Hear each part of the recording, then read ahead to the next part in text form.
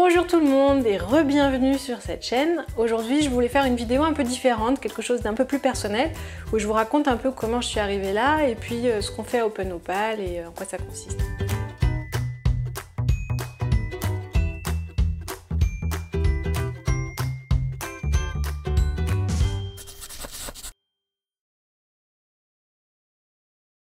Donc moi en fait j'ai commencé ma carrière par de la science, j'ai fait des études super longues et je me suis rendu compte que j'allais passer ma vie derrière un microscope toute seule, à parler à personne, dans un mur avec des murs sans fenêtre et sans lumière parce qu'il fallait que ce soit tout noir.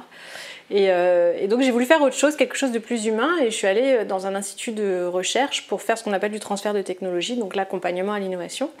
Et là en fait le job était très bien mais je me suis heurtée pour la première fois de ma vie à une structure managériale et qui était super inefficace. Et donc je suis pas restée longtemps et j'ai saisi une opportunité en start-up où là j'ai pu mettre en place l'organisation Opal. Juste avant je venais de lire le livre dont je vous parle tout le temps, Reinventing Organizations de Frédéric Laloux, et j'ai commencé à mettre en place ces pratiques-là depuis le début. Donc au début j'ai tout fait comme dans les livres, c'est-à-dire que pendant 1 an et demi j'ai vraiment appliqué les recettes qui sont expliquées dans ce bouquin et dans d'autres. Et puis au bout d'un moment je suis arrivée à l'étape où j'ai fait ma première rémunération autonome, c'est-à-dire chacun choisit son propre salaire. Et là franchement ça dépassait complètement ce que les livres peuvent expliquer. J'ai senti qu'il y avait besoin de me connecter à d'autres personnes qui avaient eu ces difficultés-là, qui avaient déjà fait ça, de me faire accompagner quelque part. Donc j'ai pris mon petit bâton de pèlerin pour aller chercher des gens qui avaient la même aspiration que moi à construire des organisations où on travaille différemment, où chacun peut vraiment être bien et où il n'y a pas d'oppression de la hiérarchie sur des gens.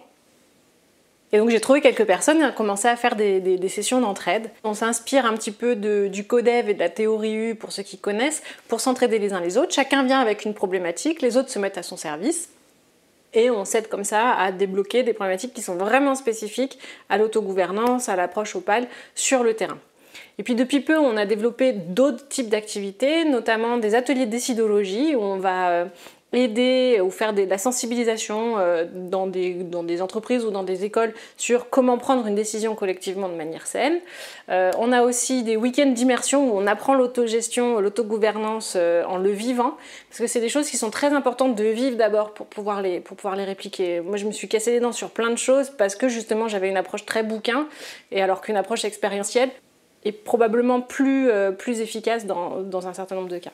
En fait, Open Opal, c'est un agrégat de gens qui sont aspirés par cette raison d'être qui est de rassembler les énergies pour favoriser l'émergence d'organisations Opal, de communautés de travail vivantes. Et donc, n'importe quelle personne qui a envie d'y contribuer est la bienvenue, que vous soyez un coach, un accompagnant, un facilitateur qui a envie de s'acculturer et d'aider à aller dans ces pratiques-là ou de mettre de l'énergie dans l'association, que vous soyez un entrepreneur, un dirigeant, un porteur de transformation qui a besoin d'un coup de pouce, on est vraiment là pour ça. On n'a pas vocation à avoir des portes fermées, les portes sont grandes ouvertes, venez vous voir. On sera super content d'agrandir la communauté et de vous accueillir.